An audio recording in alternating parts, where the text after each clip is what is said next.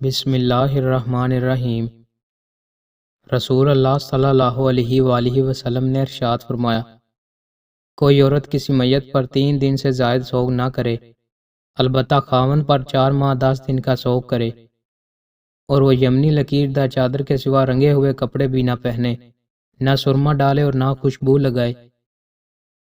رسول اللہ صلی اللہ علیہ وآلہ وسلم نے ارشاد فرمایا، اگر تم اپنے کسی مسلمان بھائی کو پھل فروخت کرو اور پھر اس پر کوئی آفت آ جائے تو تمہارے لیے اسے کچھ لینا حلال نہیں، تم اپنے بھائی کا مال ناحق کس چیز کے بدلے حاصل کرو گے۔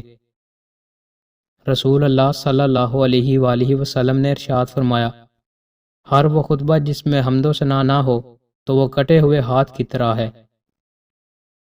رسول اللہ صلی اللہ علیہ وآلہ وسلم نے ارشاد فرمایا، کافی پر اس کی قبر میں 99 اژدہا مسلط کر دیے جاتے ہیں، وہ قیامت تک اسے ڈستے رہیں گے، اگر ان میں سے ایک اژدہا زمین پر پھونک مار دے تو زمین کسی قسم کا سبزہ نہ اگائے۔ رسول اللہ صلی اللہ علیہ وآلہ وسلم نے ارشاد فرمایا، بندے کی آزمائش اس کے دین کے حساب سے ہوتی ہے، اگر وہ اپنے دین میں پختہ اور مضبوط ہو تو اس کی آزمائش بھی زیادہ ہوتی ہے، اور اگر اس کا ایمان کمزور ہو تو اس کی آزمائش اسی حساب سے کم ہوتی ہے۔